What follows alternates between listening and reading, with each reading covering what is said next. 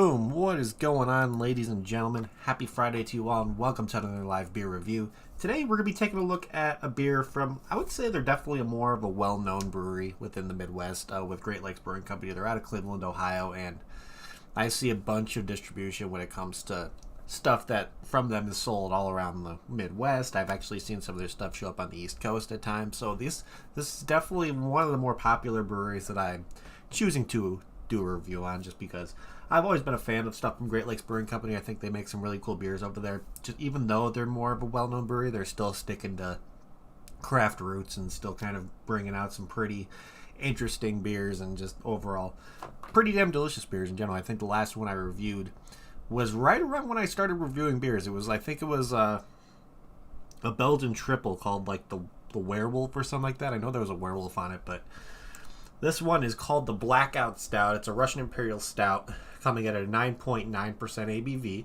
And this one is actually inspired by the 2003 Northeast blackout that happened. So I think that took off power for, I would say, most of the eastern seaboard, if I remember correctly. It lasted for a good almost whole entire day. I think there was some kind of like software crash that happened in 2003, but I'm trying to remember if that was during the winter or not, because I know there was a blackout that happened on the East Coast from like an ice storm, from like crazy cold and ice that took out all the power lines and pretty much left all of New York and a lot of parts of the East Coast pretty much without power in like a very, very cold weather kind of situation.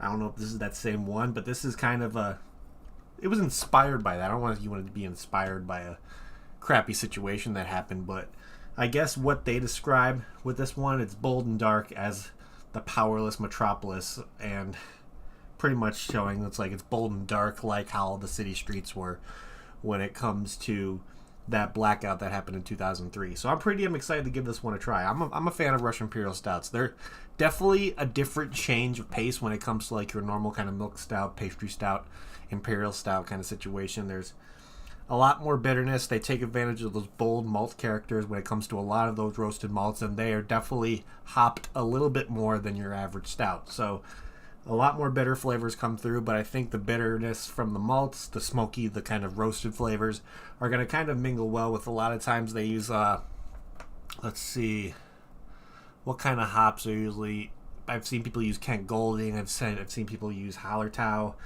Hallertau Blanc. There's definitely a good amount of like German and different like more European inspired hops that they use in this kind of style of beer, so it brings off some of the herbal characteristics, maybe a little bit of like fruit zest and all that kind of stuff, but a lot of the times it's bringing off a little bit more spice characteristics, definitely more of an earthy kind of herbal kind of flavor to it.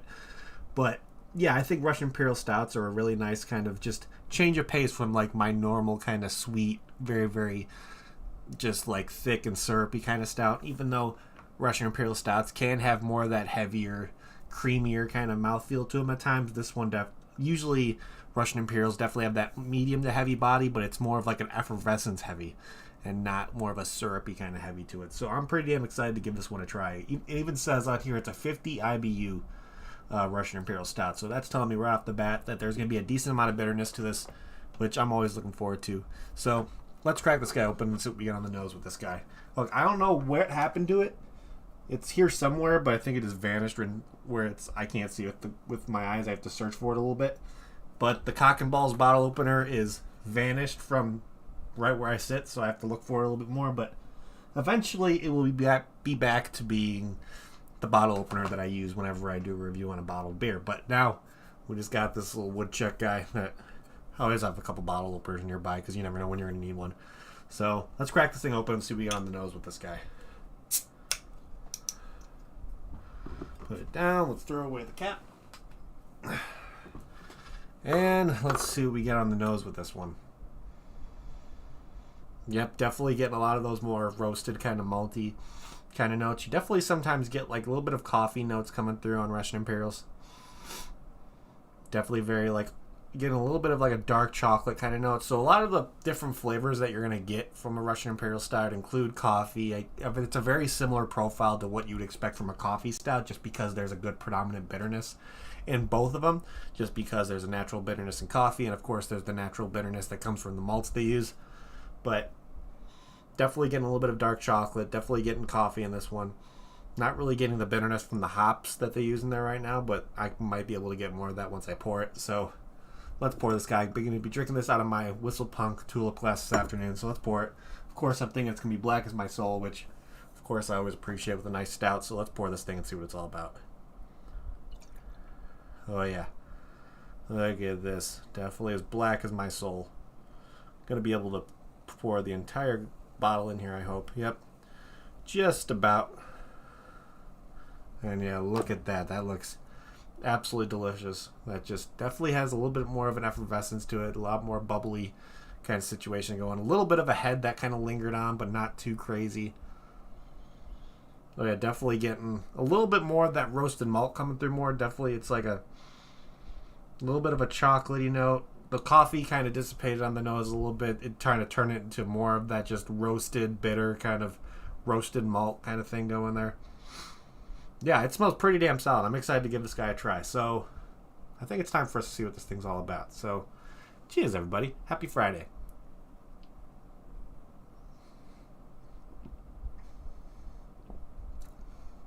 Oh, yeah. Oh, yeah, that's a nice Russian Imperial. Wow, that is good. I've really never been disappointed with the beer that I've had from Great Lakes Brewing Company. There hasn't been too many. I mean, let's look here really quick and see how many beers I've had from Great Lakes Brewing Company. So let's see.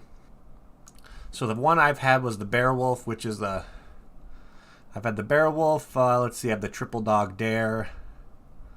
I've had their Cloud Cutter, and then I've had the Dortmunder Gold, which is... So I've had a few beers from them. I've around 4 beers from Great Lakes Brewing Company, but this one we're looking at is the Russian Imperial, and it's pretty damn delicious. Definitely, I don't want to say it's mild, but it's on the more enjoyable side for Russian Imperials for me. Because sometimes you have a Russian Imperial Stout, there's definitely very, very predominant bitterness to it. And of course, this one's not too bitter at all to me. It's really, really nice. You've got all that roasted malt flavor that you want. Definitely getting that bitterness from the hop characteristics in there. A little bit of a spice note, but you're definitely getting all those, like, a little bit of coffee, a little bit of chocolate. Definitely more of a dark chocolate situation. But overall, I think this is a really, really, really well-balanced Russian Imperial Stout. Yeah, that was good. Definitely has more of a medium body to it. A little bit thinner than your normal, like, pastry stout, but very effervescent. Very strong, very roasty. Definitely something that's going to warm you up because it's a 9.9%. So I think the flavors in this one are pretty damn solid. I'm impressed. So let's look here at Untapped. And of course, the description of this guy is pretty simple on Untapped, but I'm definitely going to read the description they show on the bottle. It says it's a Russian Imperial Stout with hearty malt body and bold hop flavor, which, of course, that's exactly what you get with this one. And then what it shows on the bottle, kind of describing why they named the beer this way and kind of talking about the 2003 Blackout, was they show here it's bold and dark as powerless metropolis. Our Imperial Stout commemorates the infamous 2003 Blackout that briefly left some 55 million people utterly unplugged. Yeah, that's just that. I still kind of remember that. I was a little younger when that happened, but I still remember, like, the stories of just having so many people on the East Coast without power for hours, and it was like having that situation to where a mass amount of people are unplugged from the world practically. It's kind of crazy that actually happened due to, like, a software kind of issue. I don't know. I think it was like something with, like, alarm systems that caused some kind of software thing for the entire power companies with the Eastern Seaboard, but that's just still crazy to me. But looking back here at this beer, if you can't get your hands on this one from Great Lakes Brewing Company, let's see if we can find a similar beer that may be something that people might be able to get their hands on. Of course, before we look at that, it looks like they actually have a couple variants of this beer. 2 of them that I'm looking at right now is they have the Blackout Stout with mole, which actually might be pretty good, may actually add a little bit of depth and flavor. But then they have a barrel-aged Blackout Stout version. That's okay, so they did that back in 2016. That was only a 9.5%, really. So I wonder how long they barrel-aged it for, but they have a couple different variants. So, yeah, the mole one, which I think would be pretty damn delicious because it has like the cacao nibs and then the poblano peppers kind of giving you that extra element of warmth. But It's cool that I see that they do that, but let's look here at Untapped and let's see if we can find a beer that they suggest. So, of course, we got one here from Prairie Artisan Ales called the Barrel Aged Moose Boots, which I'm not really going to suggest that one just because it's a double pastry style. There's maple syrup, there's toasted almonds and vanilla. And, of course, the barrel aging process, you're definitely going to have a booziness and oakiness, definitely have a little bit of more of a sweetness come through. They're actually recommending the Guinness Drought from Guinness themselves. Definitely, of course, that one's a little bit more of a lower ABV, but with it being an Irish Dry, I can definitely say there's definitely similarities between a Russian Imperial and an Irish Dry Stout. So Guinness might be a little bit more on the lighter end, but I think you can get probably similar flavors to that one. We got one here called the Oro Negro from Jackie O's Brewery. I know Jackie O's is pretty popular. It's a 10% just Imperial Stout. What do they say about this guy? Cacao nibs, vanilla beans, oak staves, habaneros. That one's going to probably be more similar to the mole version of this one. So, and then we got one here from Saucy Brewworks called the Burnt Baccarat, which I think is a fantastic name for a beer. That's pretty awesome, but I don't know if I suggest that due to it being a milk stout. That's definitely going to be more of a sweeter kind of end. And of course, they're inspired by Burnt Baccarat and all kind of stuff. You got some chocolate, crystal and roasted malt. So crystal malt's definitely a nice malt that to add into like a Russian Imperial. So crystal malt is definitely a popular malt to use in this kind of style. And then we got one here from Paladin Brewing called Champion's Breakfast Stout, which they're saying it's more of a sweeter and low alcohol kind of stout. I don't know if I'd recommend this one at all. So to be honest, out of all these one listed, I'm going to say this most similar one to this when it comes to just having that little bit more of a drier kind of mouthfeel at the end, having that more of those bitter flavors come through. I'm going to probably put this in the category of being like a little bit stronger version of a Guinness. So if you're a fan of Guinness and you want something with a little bit more of an alcohol punch, I think this Blackout Stout from Great Lakes will be right up your damn alley. And it's has that nice kind of balance of not being too bitter, but this one just has that little bit more of a boozy alcohol kick to it. So if you're looking for something a little bit stronger than a Guinness, if you're looking for the Guinness Drought, this will be definitely one I would kind of put in the category of, hey, you should try this if you want something a little bit stronger than a Guinness. And it's pretty damn delicious. So let's see here. Let's look at my friends list and see if anybody on my friends list check this one in. I know since this is a fairly popular beer, well, not fairly popular, but fairly common to find Great Lakes Brewing Company stuff near me, I'm going to have a decent amount of check-ins for this one. So let's look here. We got my uncle check this one in, didn't give it a rating. He doesn't usually use Untapped and give ratings. He kind of just uses it as a catalog to figure out what beers he's had. What else we got here? My dad checked this one. I believe my dad's the one that bought the 4-pack for this guy. He purchased it at Benny's Beverage Depot, which is our kind of more mainstream beverage / liquor store in Illinois. He gave it a 4 out of 5, which is definitely a good rating. Yeah, I guess my uncle commented on that one saying, "I just bought it, hope it's good." And I don't know if he liked it. I think he probably did, but it's a good beer.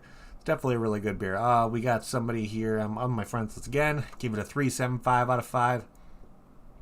And that's it. So we got 3 people on my friends list to check this one in. So pretty solid. But before we look at the global ratings, let's see what they have for like the average ratings and all this kind of stuff. So like I stated before, it's a 9.9% ABV, so I would definitely not consider this beer sessionable. 50 IBUs, so that's in the medium to moderate kind of hoppy bitterness level for this kind of style of beer, even though you're definitely going to get that mixture of hoppy bitterness along with the bitterness from the roasted malts. But I think that's a pretty solid rating for a nice Russian Imperial Stout, having that 50 IBU rating. And let's see here. With over 64,015 ratings, this one has an average rating of 3.98 out of 5, which is pretty damn good. Almost having a 4 average with 64,000 ratings is telling me that this is a pretty damn good beer. It's definitely something that people look forward to during the winter, so that's always really good to kind of wait around for this time of season for this one to be released. Of course, with it starting to be colder out and everything, you're going to start noticing Imperial Stouts, Russian Imperial Stouts, pastry stouts starting to become more common, more of the darker beers are going to start being brewed more by a lot more breweries. So that's going to be something that's going to be pretty common on the shelves at liquor stores or bottle shops. So let's see what the global ratings are, what people are saying about this guy. So this guy gave it a 4.5 out of 5, saying nice and roasty. Would definitely agree. This guy gave it a 4 out of 5, just said in all caps, it's back. What else do we got here? This guy gave it a 2.5, purchased at the Springboro Wine and Spirits, which is in Springboro, Ohio. I wonder if this guy just probably isn't a fan of Russian Imperial Stouts. What else we got here? This guy didn't give it a rating, but he said, have been seeking this guy out for a while. Glad that his Total Wine got it in. So he got it at Total Wine and More in Virginia Beach, which is in, of course, Virginia. What else do we got here? This guy gave it a 4.75, saying it is superb on draft, which that sounds pretty damn delicious. I would love to try some of the beers I'm really big fans of normally in like cans or bottles, to actually try them on draft, because there's definitely a difference. So 4.75 on that one. That's pretty damn good. This guy gave it a 3.75. We got a 4.5 here, purchased at Great Lakes Brewing Company. Let's see, we got another 3.5, 4.75 right here.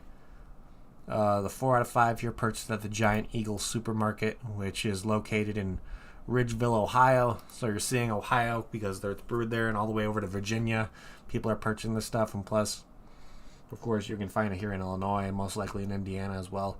Let's do two more. This guy gave it a 4.25, saying tasty and strong, which I don't know if I put it as the strong category, but it's definitely tasty. That's for damn sure.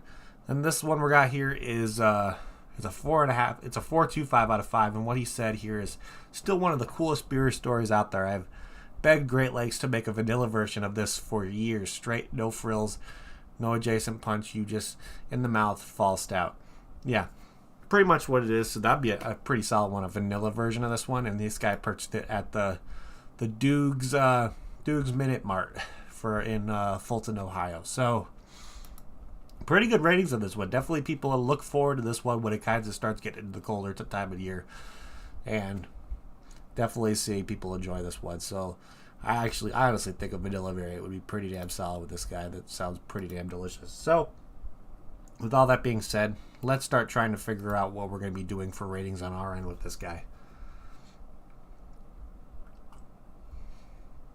And the first thing we like to look at is either can art or bottle art, and this time it's bottle art. So, of course, with it being like a something talking about the Blackout, it's pretty simple. I actually like what they did with this one. You got the moon just beating out there, lighting up the sky, and having just every house and building in there just be pitch black, no lights. Kind of like just making you look at this and remember the unplugged feeling you had during that 2003 Blackout. So I think that's a really cool, it's an easy kind of can art to do, because you could either show like a city or any kind of label like that, like either a metropolis city just fully blacked out and just showing like the outline of the city doing a blackout, or you can kind of have that mixture of like a suburban neighborhood with the city in the background, which I think they did on this one, because you see the buildings in the background and the houses right there. I really love the moon just shining bright. You can see the stars in there, so I think it's a really nice touch, and it's just a very classy and clean kind of bottle art. And plus, I enjoy Great Lakes Brewing Company, their logo in general too, because it's just a circle with their name. It's clean, it's classy, it's definitely known for a brewery that's put their name out there and made a name for themselves. So I'm gonna give this bottle art a solid 4 out of 5 for bottle art. I like it. Definitely just makes you think back from that time, what happened during that blackout and everything like that. So let's see here. I'm actually curious. Let's see, brew pub. Let's see if this beer is on tap over there right now. So it doesn't look like it is. That's surprising. Hold on. Really, it is not on tap over there right now. So they have a couple things on tap over there. They got their Oktoberfest lagers, citrus wheat ales. They got a Kolsch, and then they got their amber lager, which, let's see if we can find a little bit more. Let's go to beer.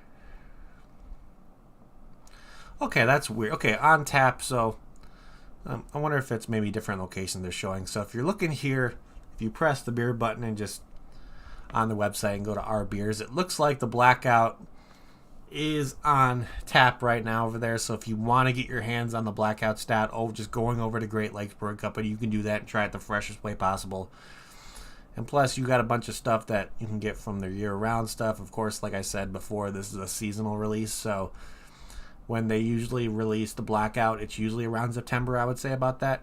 I know around this time, the Ohio City Oatmeal Stout is coming out, and then November, they have their regular Christmas ale, and then this, let's see, and then they kind of go with their Imperial series, so they have a bunch of different varieties of stuff. They have a bottle variety pack. They have some canned variety packs you can go through, but they have some pretty cool looking beers over there, and I would definitely recommend stopping by Great Lakes Brewing Company if you haven't had the opportunity yet, just to try a new brewery and just kind of see a team of people over there that kind of know what they're doing and just having a fun time over there. So if I got this beer in a flight over at Great Lakes Brewing Company, would I get another one? Absolutely. I think this beer is absolutely delicious. Like I said, it's really, really well balanced. It's not too bitter. It's not too roasty. It definitely has a little bit of chocolatey flavors, a little bit of spice notes coming through. But I think it's just a really, really well balanced Russian Imperial Stout. Definitely one of the better, well balanced ones I've had in a while. So this tells me that Great Lakes definitely knows what they're doing over there. So big shout outs to the team over there doing the stuff. And it's just, they're making some fantastic beers. And I'm always looking forward to getting my hands on some other stuff from them. So let's see here. What is my final rating on this guy going to be? I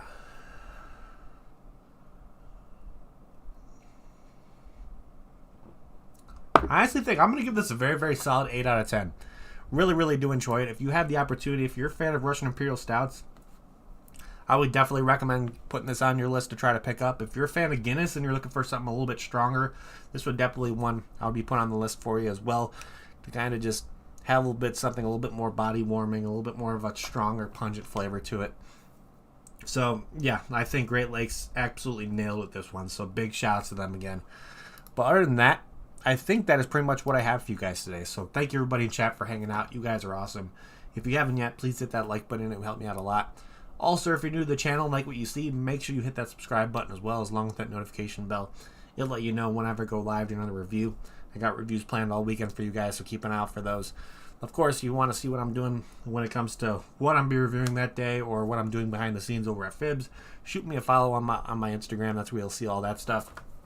And then secondly, if you want to shoot me a friend request on Untapped itself, you guys hear me talk about Untapped all the time. I think it's an absolutely fantastic platform for craft beer drinkers. I like to call it Facebook for beer drinkers because that's pretty much what it is. You check in beers, you get badges, you'll do all that kind of stuff. It's a really, really cool time over there. So if you want to shoot me a friend request for that, link to my profile is down in the description below. And last but not least, actually, I'm going to take one more sip.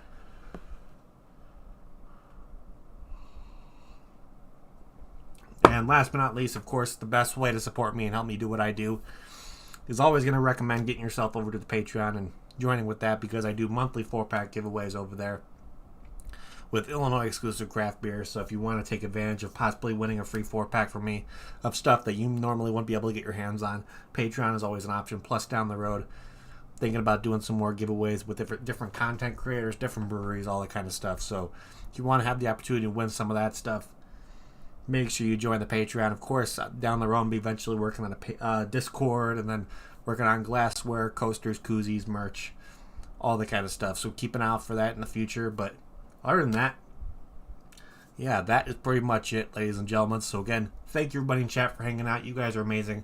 Thank you everybody who's going to be watching the replay as well. You guys are awesome. And I'm in this like I always do before we get the hell out of here. If you're going to drink responsibly. Don't drink and drive.